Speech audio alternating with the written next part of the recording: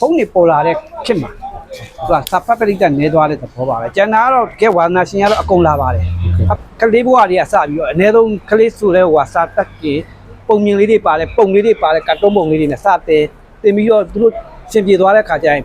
ပုံမြင်လေးတွေဖက်တဖြည်းဖြည်းနဲ့ပြိုးထောင်ပေးရတာပေါ့နော်အဖက်သူအားလုံးကလေးလူကြီးအားလုံးရဟန်းတန်ကအစုံပေါ့အကုန်လုံးစပတ်တာကိုကျေးဇူးတင်ပါတယ်ဝါသနာပါလို့လည်းဒီစာအုပ်ကိုလုပ်ခဲ့တဲ့အတွက်ဝယ်ပေးတဲ့အတွက်ကိုလည်းပီတိဖြစ်မိပါတယ်တောင်းရဲဝယ်ကျိုးမြတ်တဲ့စပတ်အားကိုပို့ပြီးတော့ဝမ်းသာပီတိဖြစ်လို့ယနေ့ချိန်ကြီးအနှစ်30ကျော်ရက်တည်နေရပါတယ်စပတ်ပရိသတ်အားလုံးလေးသားပါတယ်မင်္ဂလာပါပြည်သက်ကြီးဒီနေ့တော့ကိုကျိုးလမ်းမပေါ်35လမ်းနဲ့ဘာလမ်းကြားမှာရှိတဲ့ကိုစောဝင်းအဟောင်းဆောင်ဆိုင်ကိုရောက်နေပါတယ်ဗျပြည်သက်ကြီးလိုက်ကြည့်ပေးပါဦးဆောင်းအဟောင်းဆိုရင်မျိုးစုံရပါတယ်ဆောင်းရောင်းတဲ့ကိုစောဝင်းကလည်းနှစ်ပေါင်း30ရှိပြီရောင်းနေတာတွင်ရုပ်ရှင်လားတွင်ရုပ်ရှင်ယုံနာမှာသူ့ဆောင်းရောင်းဆိုင်လေးရှိပါတယ်မြို့စပေးဆိုင်နေရာလေးပြောပြပါအောင်ဗျ35လမ်းနဲ့ဗိုလ်ချုပ်လမ်း35လမ်းနဲ့မဟာဗန္ဓုလပန်းညံလမ်းဘာလမ်းကြားဗိုလ်ချုပ်လမ်းမှာဒီပေါ်တွင်ရုံအနီးပါခင်ဗျဟုတ်ကဲ့ဆိုင်ပန်ရှင်အခုနာမည်လေးမိတ်ဆက်ပေးပါဦးကျွန်တော်နာမည်ကိုစောဝမ်းပါကိုစောဝမ်းပါဟုတ်ကဲ့ဖွင့်တာဘယ်လောက်ကြာပြီလဲအခုဖွင့်လာအနှစ်30ကျော်ပါခင်ဗျဟုတ်ကဲ့ဗျဟုတ်ကဲ့ဘယ်လိုစာအုပ်မျိုးစားတွေကြလဲမသိနော်စာအုပ်မျိုးစားတော့ကျွန်တော်ကတော့ဝါသနာရလို့တဲ့ဆိုတော့ကိုမျိုးစားမခွဲဘူးအကုန်လုံးဘာသာရေးလူမှုရေးကျမ်းမာရေးစီးပွားရေးအစုံတင်ပါတယ်ခင်ဗျဟုတ်ကဲ့ဒီလိုမိုးရာသီကာလမှာကြတော့စာအုပ်ရောင်းတာနဲ့ပတ်သက်လို့ဘာတွေဘယ်လိုရောင်းဝယ်လေးတွေဘယ်လိုအခုနေထားကြတော့ဘယ်လိုရောင်းဝယ်တွေရှိလဲပေါ့ရောင်းဝယ်ကတော့ရင်တော့တော်တော်ရောင်းရတယ်အခုနောက်ပိုင်းကျတော့နည်းနည်းလေးတော့ရောင်းဝယ်လေးတွေငြိမ်သွားတယ်နှေးသွားတယ်ဆိုတာကလည်းဖုန်းတွေပေါ်လာတဲ့ခင်မှာသူကစာဖတ်ပရိသတ်နေသွားတဲ့သဘောပါပဲကျန်တာကတော့ကဲဝါသနာရှင်ကတော့အကုန်လာပါတယ်ဖတ်ပါတယ်သူကဟိုစာဖတ်ကိုရှိမှာစာအုပ်လာဝယ်တဲ့သူတွေအများပြဘာစာအုပ်မျိုးကိုပေါ့နော်ဟိုဝယ်ကြလဲအားပေးကြလဲဘယ်လိုမှားလဲပေါ့နော်ဘယ်လိုယူလဲဘယ်လိုလာဝယ်ကြလဲပေါ့ဒီမှာကျတော့ဖြတ်သွားဖြတ်လာလိုင်းနဲ့သူတို့ကြိုက်တတ်တဲ့လူငယ်အကြိုက်လေးတွေခလေးအကြိုက်လေးတွေ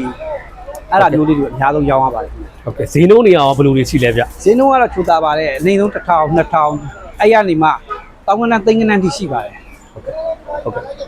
အခုပြောတဲ့ဟိုတောင်းကနန်းသိန်းကနန်းဆိုတဲ့စောက်တွေကြတော့ဘယ်လိုမျိုးစားကိုဘယ်လိုဝယ်ပြီးမှာယူလို့ရလဲဗျအဲ့တောင်းကနန်းသိန်းကနန်းတွေကြတော့သူက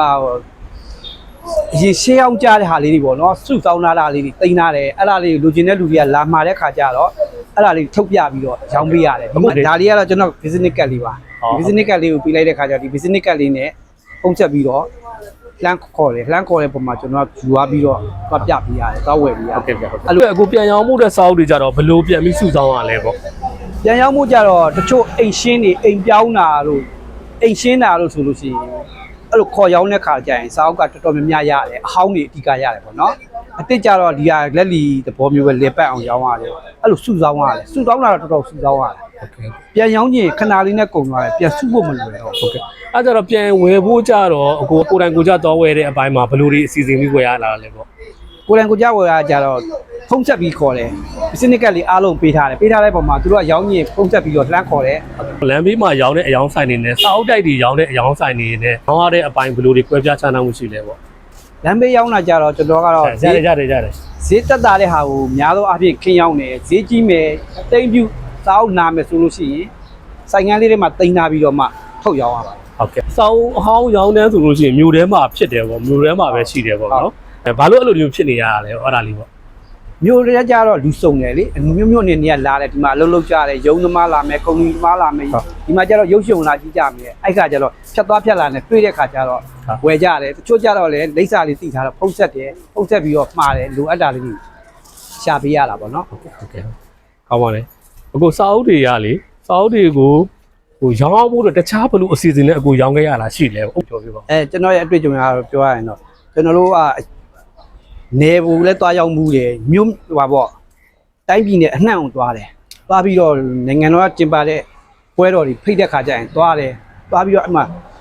ဒီရရှိတဲ့စာအုပ်အဟောင်းလေးအစုံတော့တည်သွားရတာပေါ့နော်ဘာလို့နေမှာကျတော့စာအုပ်ရှားတယ်လေရန်ကုန်မှာစာအုပ်ဆိုင်ပေါ်တယ်ဝဲသူလက်ရှိနေကြတော့ကိုယ်တွေတွားမှသူတို့ကစာအုပ်ရတော့နေတွေဦးစားပေးပြီးတော့စာအုပ်တွေတည်ပြီးတော့တက်ပတ်ပြီးရောင်းရတာဟုတ်ကဲ့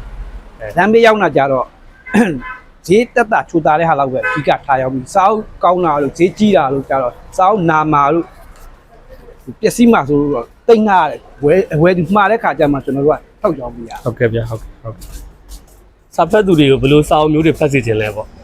စာဖတ်သူတို့ကတော့ဖတ်သိချင်ပါလေဟိုက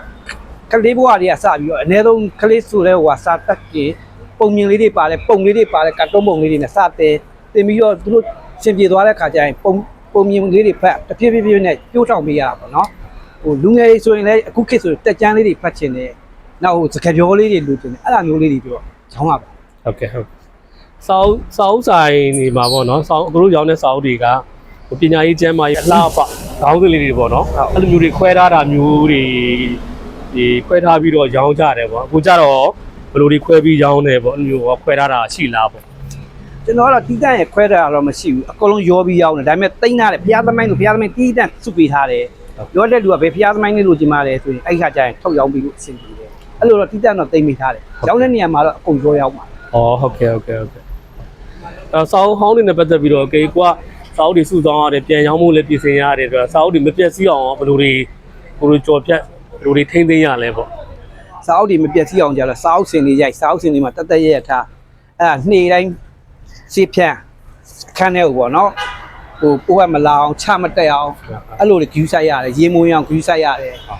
အဲ့လိုမျိုးလုပ်ပြီးတော့စင်နေနဲ့ထားပြီးထား အကိုကဒီမှာအပြင်တခြားဘယ်မှာအဲ့လိုကြလဲအရင် ဒီမှာအပြင်ကိုကျွန်တော်ကဒီ35လမ်းအပေါ်ဘလောက်တွင်ရုပ်ရွှေနောက်ကျောမှာအမှတ်2 5နှစ်မှာလေကားကန်းလေးကိုကျွန်တော်ကဘိုးတော်သဘောမျိုးလောက်ပဲထားထားပါတယ်စိုင်းကြီးတော့မပွင့်နိုင်သေးပါဘူး ဟုတ်ကဲ့ဟုတ်ကဲ့အဲ့တော့စာဖတ်သူတွေရောဗာများပြောခြင်းလဲပေါ့စာအုပ်လာဝဲတဲ့သူစာဖတ်သူတွေဗာများပြောခြင်းလဲပေါ့ကျန် စာဖတ်သူအားလုံးကလေးလူကြီးအားလုံးရဟန်းတန်ကအစုံပေါ့အကုန်လုံးစာဖတ်တာကိုကျေးဇူးတင်ပါတယ်ဝါသနာပါလို့လည်းဒီစာအုပ်ကိုလုပ်ခဲ့တဲ့အတွက်ဝယ်ပေးတဲ့အတွက်ကိုလည်းပီတိဖြစ်မိပါတယ်။ရောင်းရေးဝယ်ရေးကျိုးမြတ်တဲ့စာဖတ်အားကိုပို့ပြီးတော့ဝမ်းသာပီတိဖြစ်လို့ယနေ့ချိန်ကြီးအနှစ်30ကျော်ရက်တည်နေရပါ တခြားဗာပြောခြင်းစရာတွေရှိအောင်မလဲပေါ့ ဟုတ်ကဲ့စာဖတ်ပရိသတ်အားလုံးလေးသားပါတယ် အဲ လူအဲ့လည်းမျိုးစာပြီးမှလူရတဲ့စာအုပ်လေးတွေရှာနိုင်ပါတယ်မေးနိုင်ပါတယ်လိပ်စာလေးလည်းပါထားပါတယ်အဲ့လိပ်စာလေးနဲ့ဖုန်းနံပါတ်လေးနဲ့လည်းဆက်သွယ်လို့ရပါတယ် ဟုတ်ကဲ့ဗျဟုတ်ကဲ့ဒါလေးကတော့နှစ်ပေါင်း30ကျော်စောင်းဟောင်းရောင်းတဲ့မျိုးစာပေကိုစော်ဝင်းစောင်းရောင်းရေးဆိုင်မှာဗျတက်တဲ့စောင်းအဟောင်းတွေကိုဖုန်းလေးကတစ်ဆင့်မေးမြန်းပြီးတော့မှာလို့ရတယ်ဝယ်လို့ရတယ်အားပေးလို့ရပါတယ်ပြည်သက်ကြီး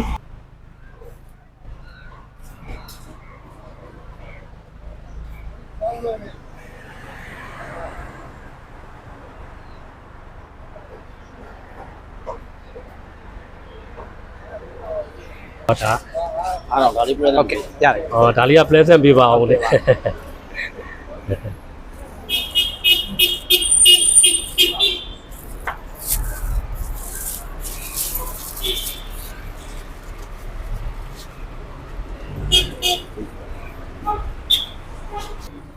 ပြည်သက်ကြီးနောက်ဘလော့လေးမှာပြန်ဆောင်ကြပါမယ်ကြီးရှုသူတူးချင်းတယောက်ချင်းပြည်သက်အားလုံးကိုကျေးဇူးပါ